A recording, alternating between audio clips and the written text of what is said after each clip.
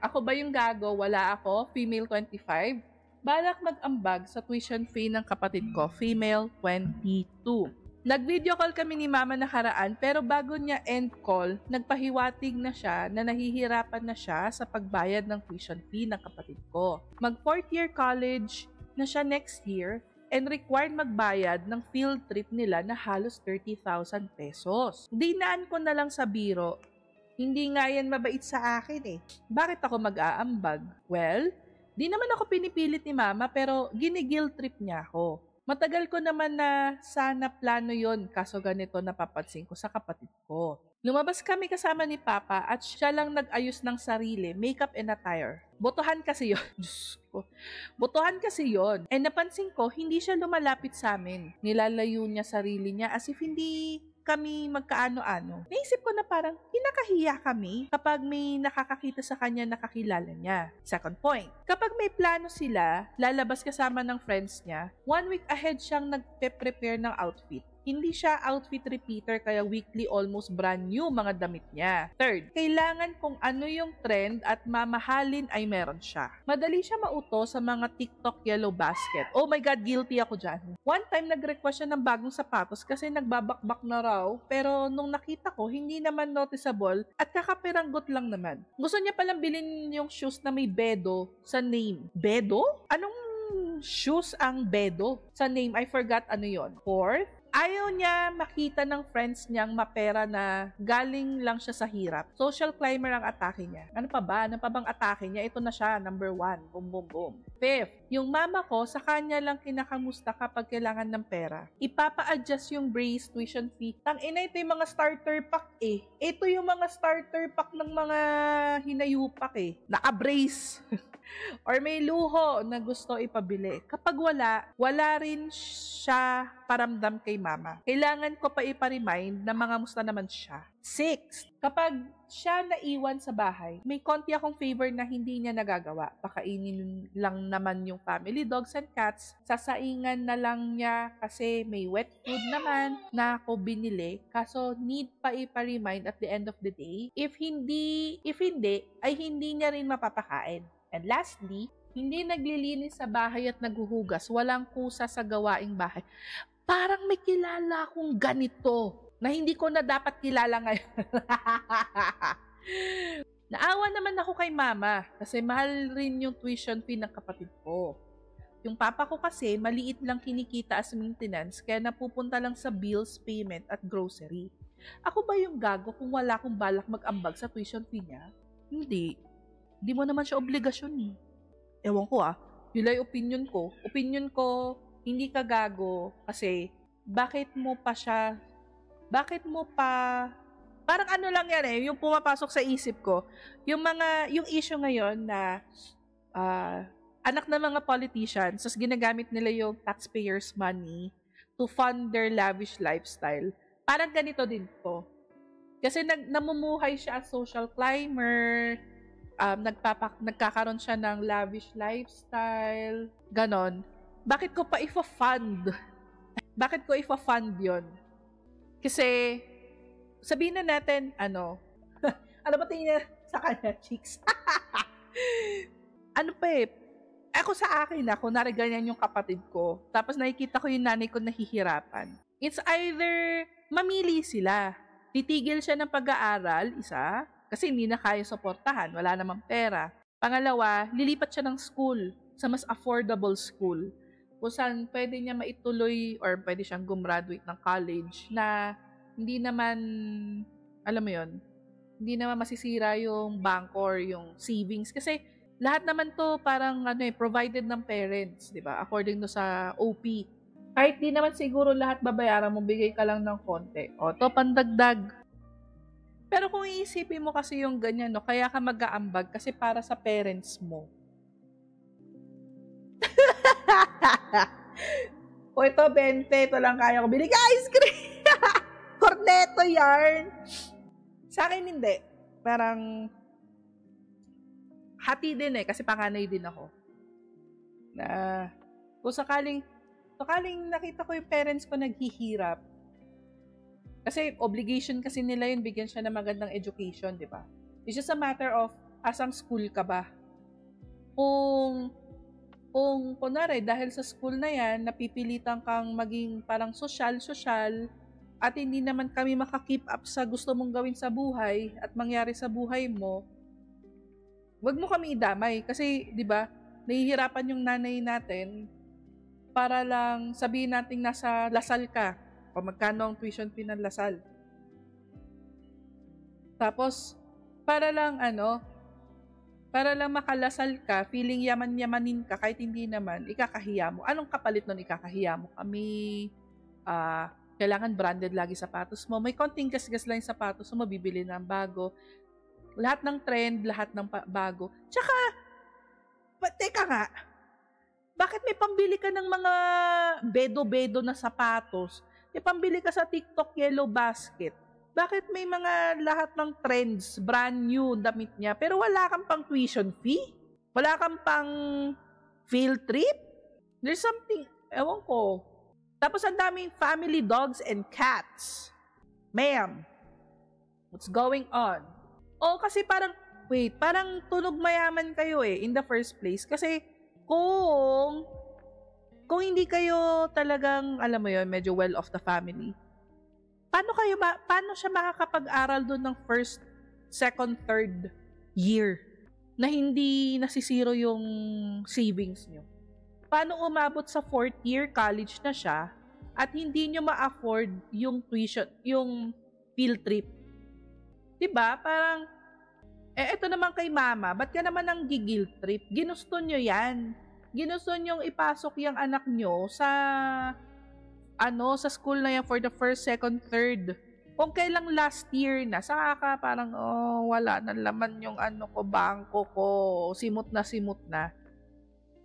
Kasi kanino ba ang desisyon kung saang school mo papaaralin yung bata? Ngayon ba may say na yung mga estudyante kung saan nila gusto? Kunwari, wala akong pera. Anak, pasensya ka na, pero sa community college muna tayo pwede. Tapos magmumuriot siya, no! Oh my gosh, I don't want to. Ipipilit ko pa rin ba? Kung alam ko naman na wala akong kapasidad na kung paaral sabihin natin, dito, ano bang mahal na school dito? UC? UB? UA? Charot. Hindi. Mga ganong school? Yeah. Well, isa rin, ungrateful din kasi dahil parang feeling nila free lang kasi yun, tapos, pero parang hindi talaga nag-a-add, parang weird tong kwento na to. Kaya tingnan nga natin yung comments nila sa baba. Hindi ka gago. Your sibling needs to cut his or her unhealthy spending habit. Ayan o. Mahal na ang tuition, maluho pa. Seems like na-spoiled ang kapatid mo. Also, field trip na 30K? OP. Try to ask kung saan ba yung field trip na yan at ba't ganyan kamahal? Parang placement fee. This is why I asked for a receipt fee from accounting from my younger brother before giving him money. Or just go to the accounting to personally. Field trip to Japan, ang tari ng 30,000. Diba? Parang gano'n na lang lumilipad yung pera. Ay, nako. Ito, next. True. Kung hindi mapigilan ang pagiging maluho, ay dapat magtrabaho siya. Largest scams ng mga schools, totoo. Info! Paano nag-abot ng 30K ang field trip? Is this for one day? So if si papa mo bahala sa bills and grocery, what about you? Yes, grabbing mahal. Isang trimester, parang pregnancy, charot. Isang trimester ko na yan dati. 30K daw field trip, 3 estudyante na mapapaaral mo ng 5-year course yan sa PUP. Grabe, nag-name drop ng eskwelahan. Ops. Baka tourism optional din naman mag-field trip May special assignment. Sa kanila daw wala. Sa kapatid ko. Mandatory daw. Sa atin noon, sa panahon natin, meron. Sa panahon natin, pwede yung ma-excuse or may special stuff.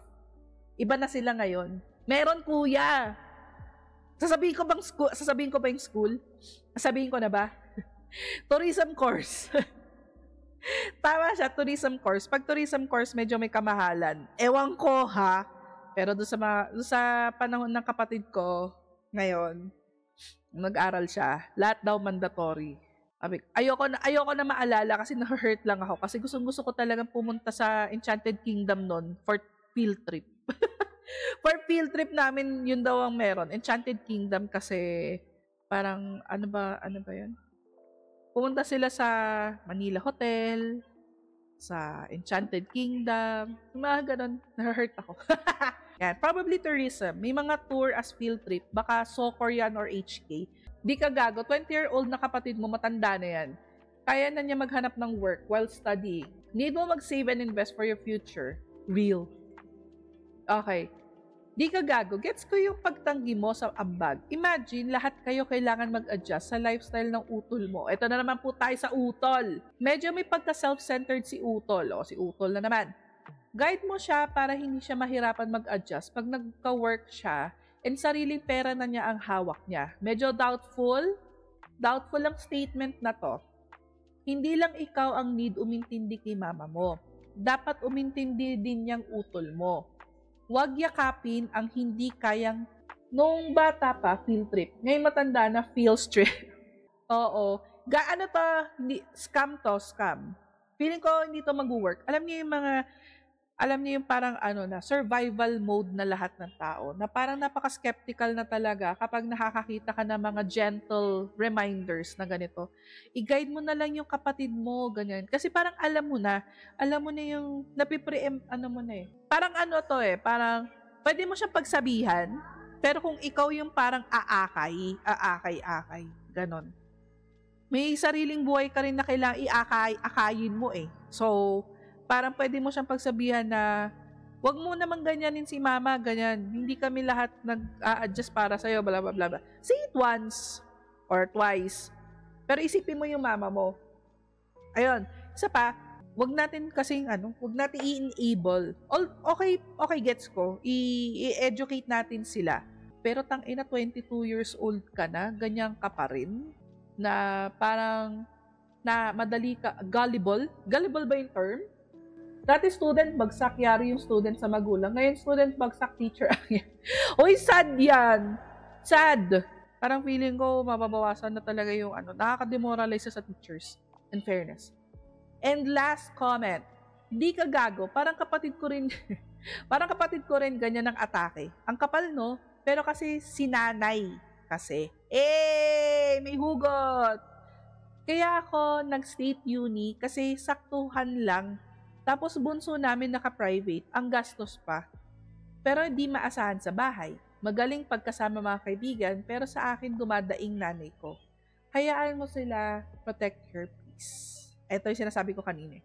Responsibilidad ng magulang ang anak. Pero parang maraming underlying issues kaya you don't seem to get along. Based sa situations na shinare mo here.